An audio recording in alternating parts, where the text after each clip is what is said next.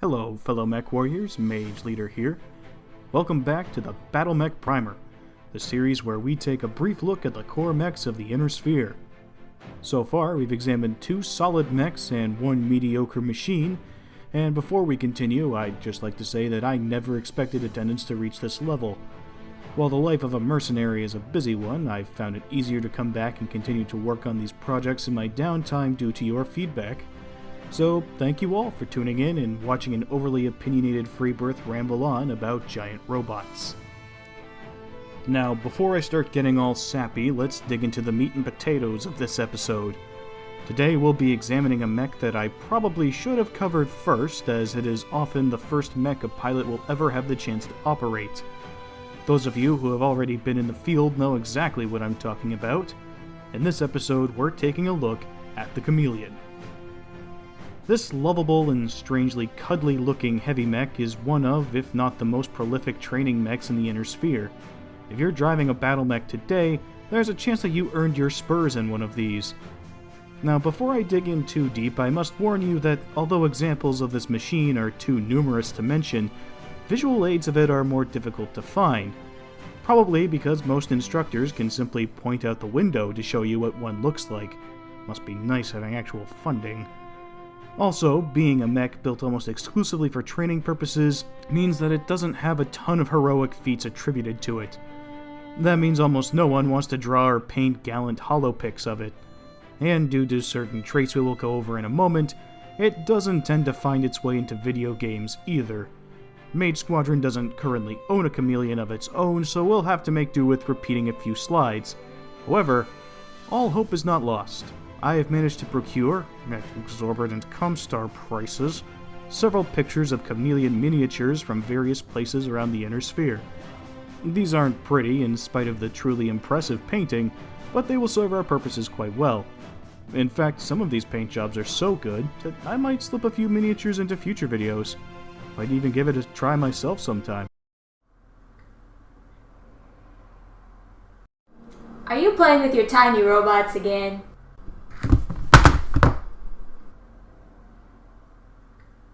No. Anyway, the Chameleon first appeared in 2510. From the very beginning, it was intended to serve exclusively as an instruction tool, and this is obvious in its design. It's a 50-ton battle mech with a top speed of 97.2 kilometers per hour, meaning that it sits comfortably between the light and heavy weight classes. If a pilot is going to take control of the Locust, the Chameleon is where he will learn how to steer. It's a sturdy machine, built with high-speed collisions in mind, making it a safe choice for your teenage daughter and/or wife. It's typically armed with a large number of energy weapons, and with only 10 heat sinks, it's highly prone to overheating. This is deliberate, as it forces the trainee to learn how to manage his heat. The design was manufactured on Hesperus II, and it has almost never stopped being produced. It survived every succession war, the clan invasion, and the Jihad, only briefly pausing production during a transition from Defiance Industries to JB Battlemechs in 3052. Because of these 500 years of ceaseless production, the Chameleon is possibly the most common battlemech in the entire Inner Sphere. The Chameleon was never intended to see battle, though it has been known to take the field in very rare circumstances. If you've reached the point where your army is fielding these things, it's a pretty good sign that you probably should have surrendered at least a week ago. Nevertheless, it's far from a pushover. In its default configuration, it carries a large laser, 2 medium lasers, 3 small lasers, and a pair of machine guns. To put that in perspective, that's almost as much damage potential as a heavy mech tends to carry. It's also a mech that almost anyone can pilot well, since most everyone has driven one at some point or another.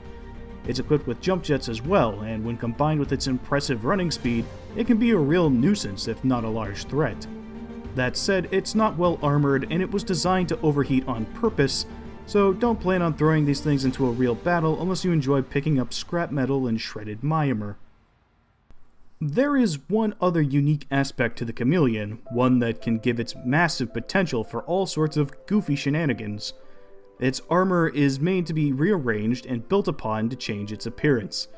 It also carries a quirky little electronic doohickey that allows it to falsify its IFF reading and digital silhouette. Essentially, it can pretend to be just about any mech of its own weight class or higher. So in theory, if the local pirates are getting to be a pain in your ass and you happen to have a few of these lying around, you could dress them up as a lance of heavies. A lance of heavies that can sprint at almost 100 kilometers per hour. If that doesn't send the space bullies running, then you probably weren't going to be able to stop them anyway. If you haven't guessed it already, this is how the Chameleon earned its name. There are technically official variants of the Chameleon, but I'm not going to cover them here. The mech was designed to be customized for each student and their intended role, and the idea of standard variants for the thing is frankly laughable. However, there is one notable Chameleon that warrants a mention. The CLN-7VQ was a mech that appeared only once during the Jihad. It popped up at multiple military academies across the inner sphere, hiding its weapons behind an ECM suite. It was armed with a heavy PPC and 3 heavy-medium lasers. Yes, heavy-medium is a concept that exists in Battletech. Welcome! Out of nowhere, once in position, it would attack, catching the poor students and instructors off guard. According to the patchy records that exist, it successfully managed to assassinate at least one senior officer and injure several more. The academies became understandably paranoid, but in the end, this enigmatic killer would fade away with little fanfare. Evidently, its performance in the field wasn't as overwhelming as its designers had hoped. The Chameleon has been used everywhere. It's in the periphery, it's in every great house, and it's in any merc company worth a damn. And it's sometimes found in the clan territories because even genetically perfected super warriors have to start somewhere. So, that's the Chameleon. It's not the destroyer of worlds, but it's got everything it needs to serve its purpose. It may be baby's first Battlemech, but it carries enough genuine firepower to kick some ass in a pinch. And as we all know, giant robots that kick ass never go out of style. Thank you all so much for watching. If you enjoyed this video, please give it a like and leave your comments down below. I read every single one.